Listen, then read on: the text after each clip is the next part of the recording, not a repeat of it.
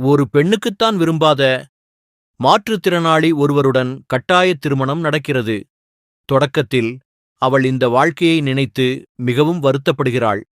ஆனால் அவளது கணவன் தன் சூழ்நிலையை உணர்ந்து அவளிடம் மன்னிப்பு கேட்கும்போது அவளது மனம் மாறுகிறது. அதன்பின் அவள் தன் கணவனை அன்போடு கவனித்துக் கொண்டு அவனுக்கு தேவையான உடற்பயிற்சிகளைச் செய்ய உதவுகிறாள்.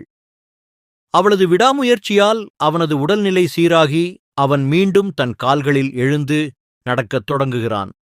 இருவரும் மகிழ்ச்சியாக இருக்கும் வேளையில் ஒருநாள் படிக்கட்டுகளில் இருந்து தவறி விழுந்து அந்த பெண் பலத்த காயமடைகிறாள். இதனால் அவள் உடல் மற்றும் மனதளவில் பக்கவாதத்தால் பாதிக்கப்படுகிறாள். இப்போது கணவன் அவளை பக்குவமாக பார்த்துக் கொள்கிறான். அவளது கடைசி ஆசையை நிறைவேற்ற அவள் முன்பு அவனை அழைத்துச் சென்ற அதே அழகான மலைப்பகுதிக்கு அவளை அழைத்துச் செல்கிறான்.